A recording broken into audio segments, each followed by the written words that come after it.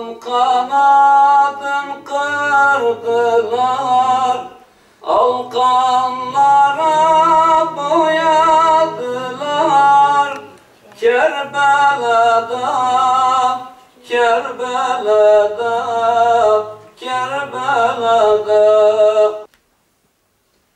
Bakın Hazreti Peygamber Aleyhisselatü Vesselam'ın hayatını incelerken şuna şahit oluyoruz.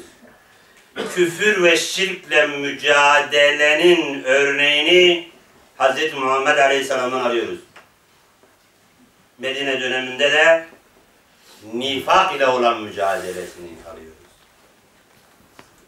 Asilerle, isyan edenlerle mücadelenin örneğini İmam Ali'den, Hazreti Ali'den alıyoruz.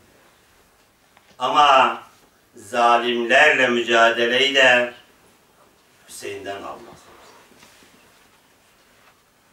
İslam kılığına bürünmüş, Müslüman kimliğiyle öne çıkmış, maskesini İslam'la bürümeye çalışmış ama içi zulümle dolmuş, İslam'dan tamamen uzaklaşmış, kendi uyduruk din algısıyla oluşturduğu yeni bir dinle insanları idare eden zulme karşı çıkışın ismidir.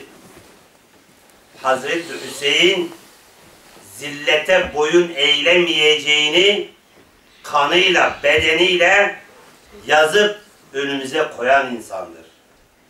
Eğer Hüseyin anlaşılırsa zamanın Yezidleri anlaşılır, zamanın Ömer bin Sadları anlaşılır, zamanın çağdaş Firavun dediğimiz o mantığa sahip olan insanları anlaşılır. Ama Hüseyin anlaşılmadan bunların hiçbiri anlaşılmaz.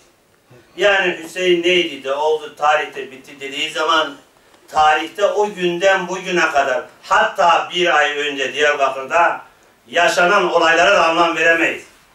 Ne olacak? Kader-i ilahiydi.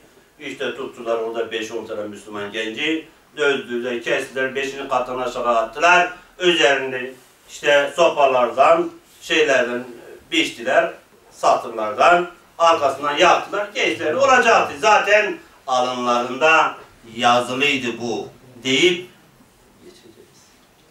Veya bugün Suriye'de yaşananlar, Irak'ta yaşananlar, Mısır'da yaşananlara bir anlam veremeyeceğiz.